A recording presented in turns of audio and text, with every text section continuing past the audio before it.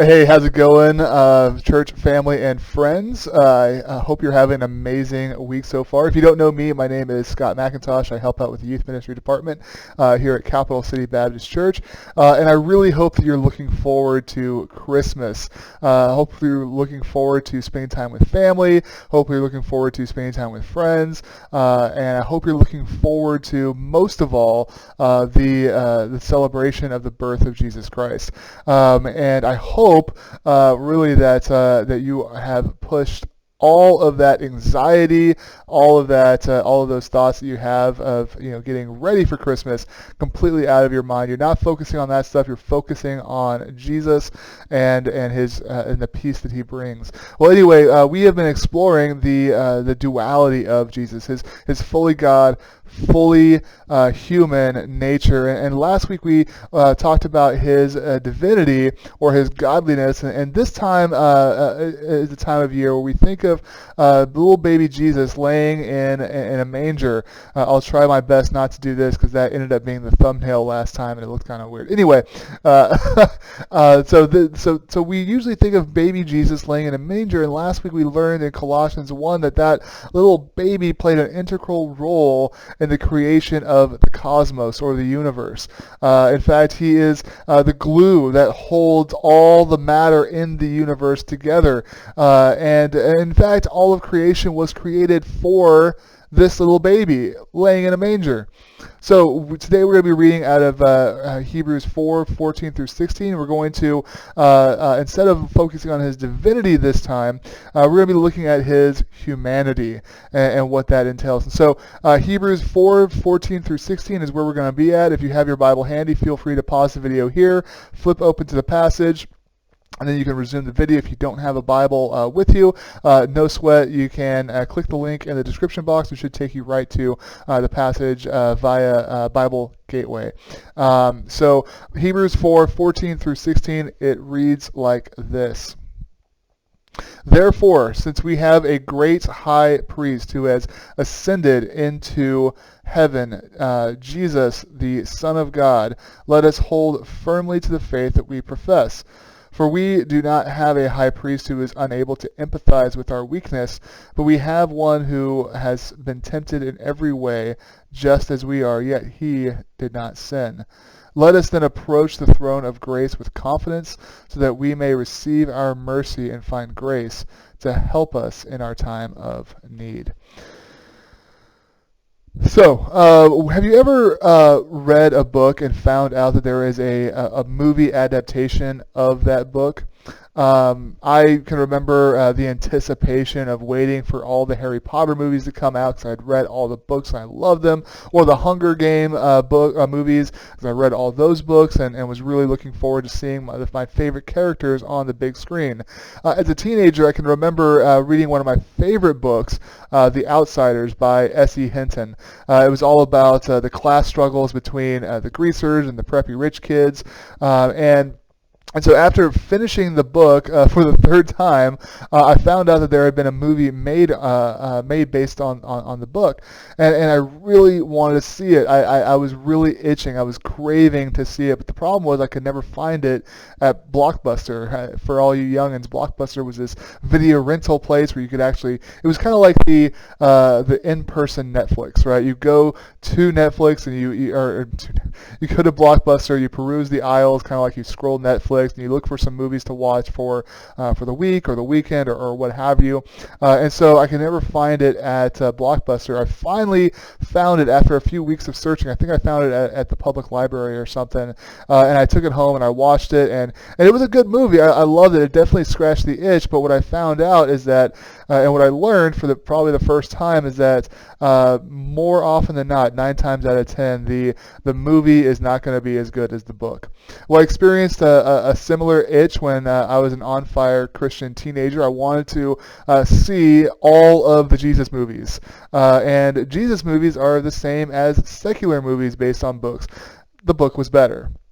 And while it has been better in recent years, or this trend has been better in recent years, it seems like whenever Jesus is portrayed in art or in media, especially in the movies that I watched, he seems so distant, so impersonal. He kind of stares off into space, and he utters these King James Bible verses, and everybody around him looks like they got hit by a 2x4 or something.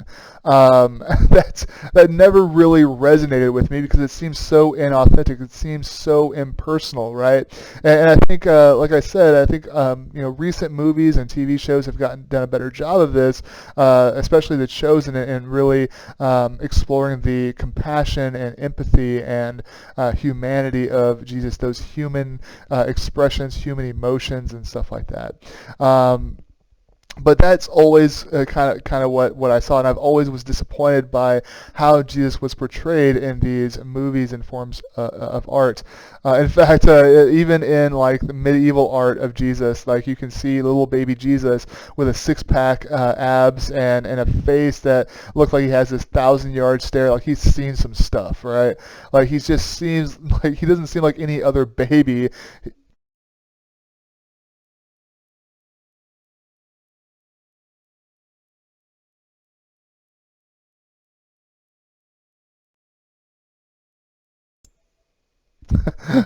Sorry, my microphone cut out there. But he doesn't seem like any other baby that you've ever seen, and so he just seems so out there, right? So unapproachable.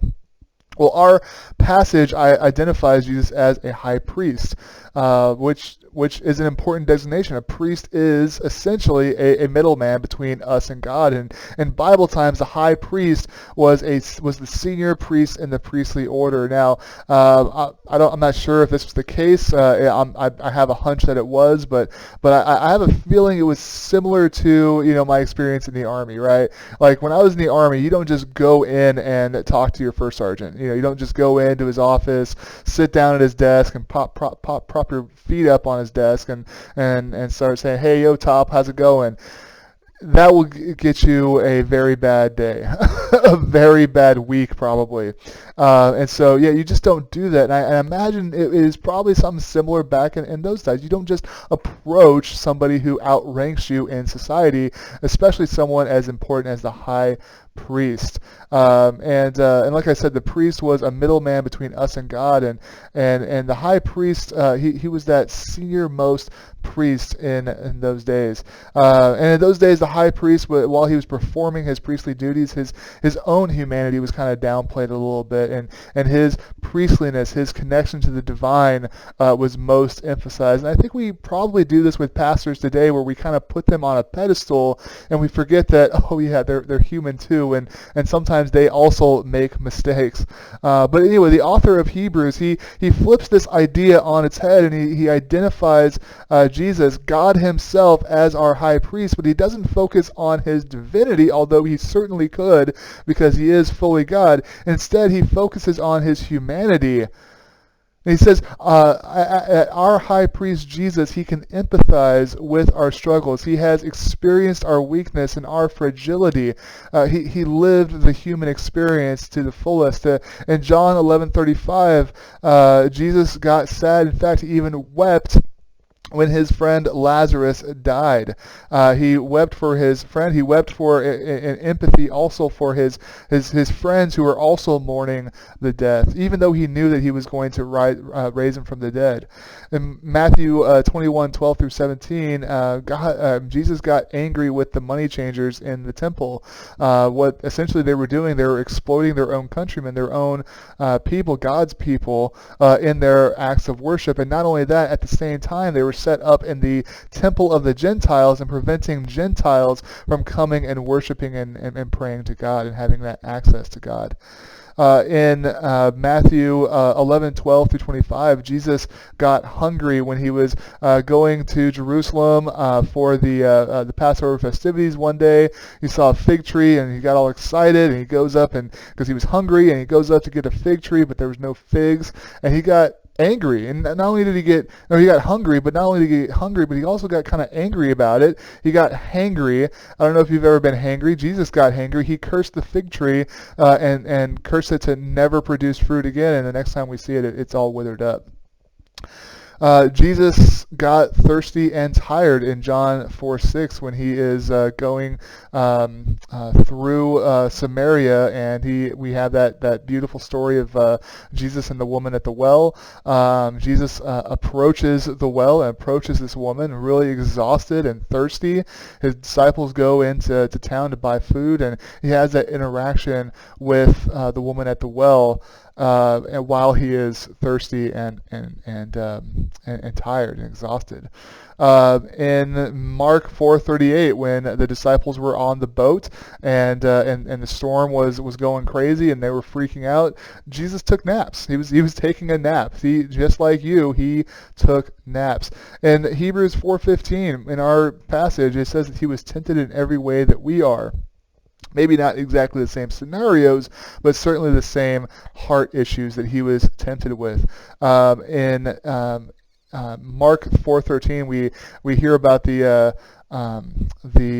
temptation in the wilderness after he gets baptized, and Satan comes and he tempts him in three distinct ways, and we kind of glance over Mark 4:13 where it says after Jesus resisted the devil left him until an opportune time. Satan didn't give up tempting Jesus in the wilderness. Like us, Satan hounded Jesus throughout his life, tempting him to deny his nature and to forsake his mission. And Satan does the same thing to us as Christians. He gets us to deny our nature as image bearers of God, and to forsake our mission, which is to love God and love people. Well, this can be a hard year for us. You might be feeling a ton of pressures coming at you from every direction all at once, but you do not have to face those pressures alone. Jesus understands your anxiety. He understands your frustration. He understands your stress because he experienced it too. And like I said, maybe not the exact same scenarios that you might have experienced, but he definitely experienced the full range of human emotions and life stressors that we do. And so I pray that if that is you, if you are feeling stressed out and anxious, or you're going through a hard time, take heart that Jesus experienced the same things that you are.